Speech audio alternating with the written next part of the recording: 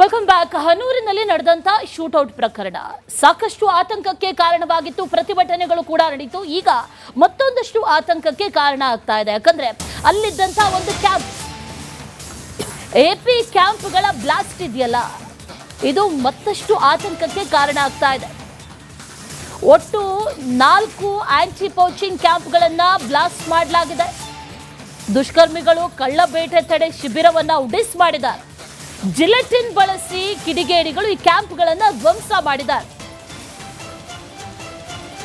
Shootout ಘಟನೆ ಆಯಿತು. ಅದರ ನಂತರದಲ್ಲಿ ಈಗ ಮತ್ತೊಂದು ಆತಂಕಕಾರಿ ಘಟನೆ. ಆದ್ರೂ ಜಿಲೆಟಿನ್ ಬಳಸಿ ಈ ಕ್ಯಾಂಪ್ಗಳನ್ನ ಉಡಿಸ್ ಮಾಡಿರೋದು, ಬ್ಲಾಸ್ಟ್ ಮಾಡಿದ್ದಾರೆ. Complete blast.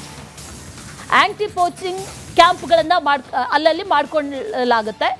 ಅಲ್ಲಿ ಒಂದಷ್ಟು ಜನ ಇರ್ತಾರೆ, ಈ ಅರಣ್ಯ ಇಲಾಖೆಗೆ ಸಂಬಂಧಪಟ್ಟಂಥವ್ರು. ಆದರೆ ಈ ಕ್ಯಾಂಪ್ಗಳನ್ನೇ ಉಡಿಸ್ ಮಾಡಿದ್ದಾರೆ. ಅಲ್ಲಿ ಜಿಲೆಟಿನ್ ಇಟ್ಟು ಬ್ಲಾಸ್ಟ್ ಮಾಡಿರೋದು ಅನ್ನುವಂಥ ಮಾಹಿತಿ. ಕಳ್ಳಬೇಟೆ ಆಡಬಾರ್ದು ಅನ್ನುವಂಥ ನಿಟ್ಟಿನಲ್ಲಿ ಆ ಕ್ಯಾಂಪ್ನಲ್ಲಿ ಅರಣ್ಯ ಇಲಾಖೆಯ ಸಿಬ್ಬಂದಿ ಎಲ್ಲ ಉಳ್ಕೊಂಡಿರ್ತಾರೆ. ಯಾರಾದರೂ ಕಳ್ಳಬೇಟೆ ಮಾಡೋದಕ್ಕೆ ಬಂದಂಥ ಸಂದರ್ಭದಲ್ಲಿ, ಅರಣ್ಯ ಕಾಲಿಟ್ಟಂಥ ಸಂದರ್ಭದಲ್ಲಿ, ಯಾರಾದರೂ ಈ ಕಾಡಿಗೆ ಬಂದಂಥ ಸಂದರ್ಭದಲ್ಲಿ ಅವರನ್ನು ತಡೆಯುವಂಥ ಕೆಲಸವನ್ನು ಮಾಡ್ತಾರೆ ಈ ಆಂಟಿ ಪೋಚಿಂಗ್ನಲ್ಲಿ. ಆದರೆ ಅದೇ ಕೋಣೆಗಳನ್ನು ಉಡಿಸ್ ಮಾಡಿದ್ದಾರೆ. ಈಗ ಅರಣ್ಯ ಇಲಾಖೆಯಿಂದ ತನಿಖೆ ಚುರುಕುಗೊಂಡಿದ್ದ ಹಿರಿಯ ಅರಣ್ಯ ಅಧಿಕಾರಿಗಳಿಂದ ಸಿಬ್ಬಂದಿಯನ್ನ ವಿಚಾರಣೆ ಮಾಡಲಾಗಿದೆ. ಎನ್ಕೌಂಟರ್ ಸಂದರ್ಭದಲ್ಲಿ ಇದ್ದಂಥ ಸಿಬ್ಬಂದಿಗೆ ಈಗ ಗ್ರಿಲ್. ಈ ಘಟನೆ ಬಗ್ಗೆ ಮಾಹಿತಿಯನ್ನ ಕಲೆ ಹಾಕ್ತಾ ಇದ್ದಾರೆ ಅಧಿಕಾರಿಗಳು. ಇಷ್ಟು ದಿನ ನಾಪತ್ತೆ ಆಗಿರಲಿಲ್ಲ, ನಮ್ಮ ಸಂಪರ್ಕದಲ್ಲೇ ಇದ್ರು ಅಂತ ರಿಪಬ್ಲಿಕ್ ಕನ್ನಡಕ್ಕೆ ಎಸಿಎಫ್ ಮರಿಸ್ವಾಮಿ ಪ್ರತಿಕ್ರಿಯೆಯನ್ನ ಕೊಟ್ಟಿದ್ದಾರೆ. ಶೂಟೌಟ್ ಪ್ರಕರಣ ಇದೆಯಲ್ಲ, ಇದು ಅಸಲಿಗಾಗಿರೋದೇನು? ಹಾಗಾದರೆ ತನಿಖೆಗಳು ನಡೀತಾ ಇದೆ, ಒಂದಷ್ಟು ವಿಚಾರಗಳು ಗೊತ್ತಾಗ್ತಾ ಇದೆ. ಈಗ ಅರಣ್ಯದಲ್ಲಿ ಈ ಶಿಬಿರ ಏನು ಮಾಡ್ಕೊಂಡಿದ್ರು, ಆ ಶಿಬಿರಗಳನ್ನೇ ಎಪಿ ಕ್ಯಾಂಪ್ಗಳನ್ನು ಮಾಡ್ಕೊಂಡಿದ್ರು, ಆಂಟಿ ಪೋಚಿಂಗ್ ಕ್ಯಾಂಪ್ಗಳನ್ನು ಮಾಡ್ಕೊಂಡಿದ್ರು. ಆ ಕ್ಯಾಂಪ್ಗಳನ್ನೇ ಉಡಿಸ್ ಮಾಡಿದ್ದಾರೆ.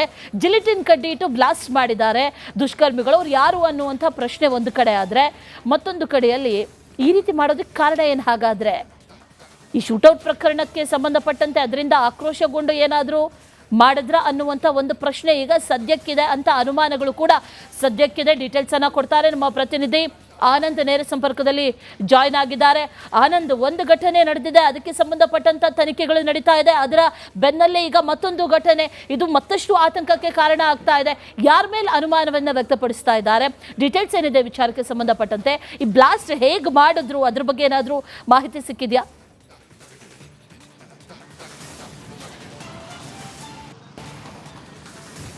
ಅಶ್ವಿನಿ, ಅರಣ್ಯ ಅಧಿಕಾರಿಗಳ ಗುಂಡೇಟಿಗೆ 3 ಬಲಿಯಾಗಿದ್ರು. ಆ ಸಂದರ್ಭದಲ್ಲಿ ಗ್ರಾಮಸ್ಥರು ಹಾಗೂ ಮೃತರ ಸಂಬಂಧಿಕರು ಭಾರಿ ಆಕ್ರೋಶವನ್ನು ವ್ಯಕ್ತಪಡಿಸಿದ್ರು. ಆ ಒಂದು ಸಂದರ್ಭದಲ್ಲಿ ಉಗ್ರತರ ಗುಂಪು ಏನು ಆಂಟಿ ಪೋಚಿಂಗ್ ಅಂದರೆ ಏನು ಕಳ್ಳಬೇಟೆ ತಡೆ ಶಿಬಿರಗಳೇನಿದೆ ಅದರ ಮೇಲೆ ದಾಳಿಯನ್ನು ಮಾಡಿತ್ತು. ಅದ್ರ ಜೊತೆಗೆ 2 ದಿನಗಳ ಕಾಲ ಬೃಹತ್ ಪ್ರತಿಭಟನೆಯನ್ನು ನಡೆದಿತ್ತು. ಇದೆಲ್ಲ ಒಂದು ಕಡೆ ತಣ್ಣಗಾಯಿತು ಅನ್ನೋ ಹೊತ್ತಿನಲ್ಲೇ ಈಗ ಮತ್ತೊಂದು ಆಘಾತಕಾರಿಕ ವಸ್ತು ಅಂದರೆ ಆ ವಿಷಯ ಬಂದಿರುವ ಅಂದರೆ ಈಗ ಹೊರಗಡೆ ಬಂದಿರುವಂಥದ್ದು. ಕಾರಣ ಏನು ಅಂತಂದರೆ ಜಿಲೆಟಿನ್ ಕಡ್ಡಿಗಳನ್ನು ಬಳಸಿ ಕಳ್ಳಬೇಟೆ ತಡೆ ಶಿಬಿರಗಳ ಮೇಲೆ ದಾಳಿಯನ್ನು ಮಾಡಲಾಗಿದೆ. ಈವರೆಗೂ ಕೂಡ 4 ಕಳ್ಳಬೇಟೆ ತಡೆ ಶಿಬಿರಗಳನ್ನು ಬ್ಲಾಸ್ಟ್ ಮಾಡಿರುವಂಥದ್ದು. ಇದು ಸಾಕಷ್ಟು ಆತಂಕಕ್ಕೆ ಕಾರಣ ಆಗಿರುವಂಥದ್ದು. ಯಾಕೆಂದರೆ ಏನು ಕಳ್ಳಬೇಟೆ ತಡೆ ಮಾಡಬೇಕು ಅನ್ನೋ ಕಾರಣಕ್ಕೆ, ಕಳ್ಳಬೇಟೆ ಆಡೋರನ್ನ ಬಂದವ್ರಿಗೆ ನಿಗಾ ಇಡಬೇಕು ಅನ್ನೋ ಕಾರಣಕ್ಕಾಗಿ ಶಿಬಿರಗಳನ್ನು ಕ್ಯಾಂಪ್ಗಳನ್ನು ಮಾಡುವಂಥದ್ದು. ಅದ್ರ ಜೊತೆಗೆ ಅಲ್ಲಿ ಅರಣ್ಯ ಇಲಾಖೆಯ ಸಿಬ್ಬಂದಿಗಳು, ಅಧಿಕಾರಿಗಳು ವಾಸ್ತವ್ಯವನ್ನು ಹೂಡ್ತಿದ್ರು. ಯಾರಾದರೂ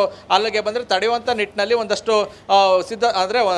ಒಂದಷ್ಟು ಉಪಕರಣಗಳು ಸೇರಿದಂತೆ ಎಲ್ಲ ರೀತಿಯ ತಯಾರಿಗಳನ್ನು ಮಾಡ್ಕೊತಿದ್ರು, ನಿಗಾವನ್ನು ಇಡ್ತಿದ್ರು. ಈಗ ಕಳ್ಳಬೇಟೆ ತಡೆ ಶಿಬಿರಗಳನ್ನೇ ಟಾರ್ಗೆಟ್ ಮಾಡಿ, ಅದ್ರ ಜೊತೆಗೆ ಅರಣ್ಯ ಇಲಾಖೆಯ ಅಧಿಕಾರಿಗಳು ಹಾಗೂ ಸಿಬ್ಬಂದಿಗಳನ್ನು ಟಾರ್ಗೆಟ್ ಮಾಡಿ ಬ್ಲಾಸ್ಟ್ ಮಾಡಿರುವಂಥದ್ದು ಸಾಕಷ್ಟು ಅನುಮಾನಕ್ಕೆ ಕಾರಣ ಆಗ್ತಾ ಇರುವಂಥದ್ದು. ಉದ್ರಿಕ್ತರ ಗುಂಪು ಎಲ್ಲೋ ಒಂದು ಕಡೆ ಅವತ್ತು ಆಕ್ರೋಶಗೊಂಡು ಏನು ಕಳ್ಳಬೇಟೆ ತಡೆ ಶಿಬಿರವನ್ನು ಧ್ವಂಸ ಮಾಡಿತ್ತು ಅಂತ ಹೇಳಲಾಗ್ತಾ ಇತ್ತು.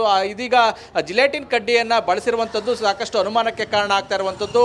ಗಣಿಗಾರಿಕೆ ಪ್ರದೇಶಗಳಲ್ಲಿ ಬಳಸುವಂಥ ಜಿಲೆಟಿನ್ ಕಡ್ಡಿಗಳು ಅಲ್ಲಿಗೆ ಬಂದು, ಜೊತೆಗೆ ಯಾವ ಕಾರಣಕ್ಕಾಗಿ ಈ ರೀತಿ ಬ್ಲಾಸ್ಟ್ ಮಾಡಿದ್ದಾರೆ ಅನ್ನೋದು ಕೂಡ ಒಂದಷ್ಟು ಆತಂಕಕ್ಕೆ ಕಾರಣ ಆಗಿರುವಂಥದ್ದು. ಮತ್ತೊಂದೆಡೆ ಎಲ್ಲೋ ಒಂದು ಕಡೆ ಅರಣ್ಯ ಇಲಾಖೆಯ ಅಧಿಕಾರಿಗಳಿಗೆ ಎಚ್ಚರಿಕೆ ಕೊಡುವ ನಿಟ್ಟಿನಲ್ಲಿ ಈ ರೀತಿ ಏನಾದ್ರು ಜಿಲೆಟಿನ್ ಕಡ್ಡಿಗಳನ್ನು ಬಳಸಿ ಕಳ್ಳಬೇಟೆ ತಡೆ ಶಿಬಿರಗಳನ್ನು ಉಡಿಸ್ ಮಾಡಿದ್ದಾರಾ ಅಥವಾ ಏನು ಬ್ಲಾಸ್ಟ್ ಮಾಡಿದ್ದಾರಾ ಅನ್ನೋ ಒಂದು ಅನುಮಾನವು ಕೂಡ ಸಾಕಷ್ಟು ಕಾಡ್ತಾ ಇರುವಂಥದ್ದು. ಒಂದು ಕಡೆ ತನಿಖೆ ನಡೀತಾ ಇರೋ ಹೊತ್ತಿನಲ್ಲೇ ಈ ರೀತಿ ಒಂದು ಆತಂಕಕಾರಿ ಘಟನೆ ಬೆಳಕಿಗೆ ಬಂದಿರುವಂಥದ್ದು ಸಾಕಷ್ಟು ಅನುಮಾನಕ್ಕೆ ಕಾರಣ ಆಗಿದೆ. ಮತ್ತೊಂದೆಡೆ ಏನು ಶೂಟೌಟ್ ದಿವಸ ಏನು ಪರಾರಿಯಾಗಿದ್ದಂಥ ಮಹಿಮಾದಾಸ್ ಏನಿದ್ದಾನೆ ಅವನು ಕೂಡ ಇನ್ನೂ ಕೂಡ ಬಂದಿಲ್ಲ. ಹೀಗಾಗಿ ಎಲ್ಲ ಒಂದು ಕಡೆ ಈ ಪ್ರಕರಣ ಸಾಕಷ್ಟು ತಿರುವನ್ನ ಪಡ್ಕೊಳ್ತಾ ಇರುವಂಥದ್ದು. Ashwini, all right Anand, thank you ಡೀಟೇಲ್ಸ್ಗೆ.